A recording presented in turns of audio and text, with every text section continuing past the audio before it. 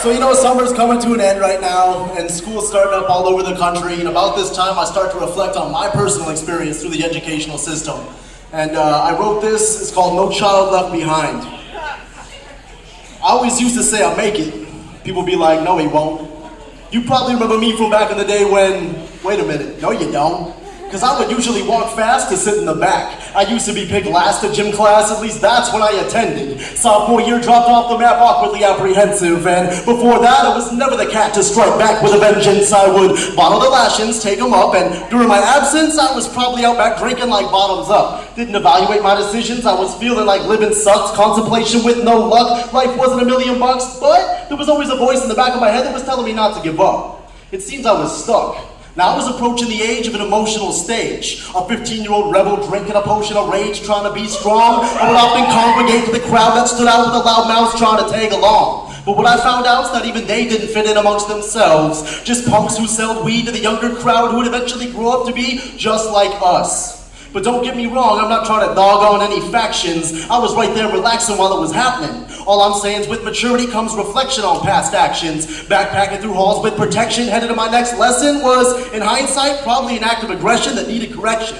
Lacking connection when I think back on the way that I used to act, and if I started to again, you definitely wouldn't be used to that. People used to ask if I was unofficially voted, most likely not to get noticed. Officially devoted to giving up my motives, and I owned it. And not just the times I was sent to the office for the humongous long list of detention and suspension that I mentioned, the interventions eventually succeeded. But not before the amount of times the principal asked me where the weed is had exceeded the number of final exams I had completed.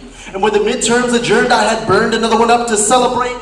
Not another test I had failed, but another test I had failed to take. Wondering if I'd ever make the grade while dealing with problems I'd create. During my way to escape, I'd escalate the complications and equations of a complex social structure I was avoiding being placed in. Accusing the majority of conformity and authority was accordingly trying to leave no child left behind. But the technicality in that reality was trying to define an imaginary line. One that, once crossed, were not lost and would ultimately find a way to coexist and intertwine inside an intricate network designed to take time to mold minds.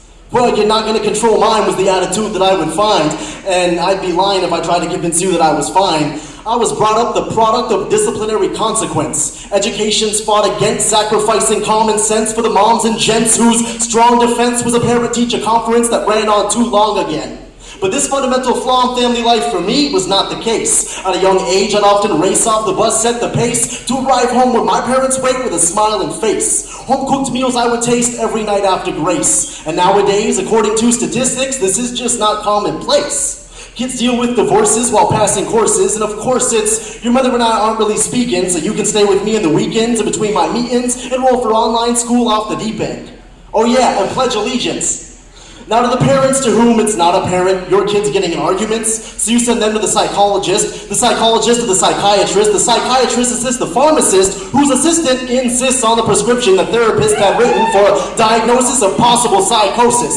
And Lord knows it's bipolar when they mix up your folder with another kid's they told her of attention deficit disorder. Now they get older, they give you the cold shoulder because you failed to properly apply positive reinforcement. Well, in my opinion, children with this personality raised by parents of that mentality would have been better off brought up as an orphan. And now I'm really working my endorphins and testing my endurance when I more or less address the teachers on the importance of truly paying attention to their students.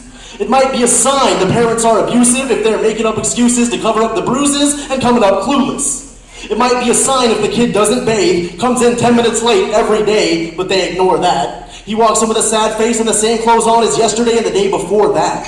It's probably a sign that it's a confusing world for these boys and girls. What I'm suspecting is an infection affecting combinations of parental neglection, a cognitive curriculum's plan of protection, protecting the standards of expecting expectations, gradually graduating to a reality of exaggerating the emphasis on real-world calculations, explicitly eliminating the importance of self-exploration that's affected when no child left behind literally translates to no child left untested.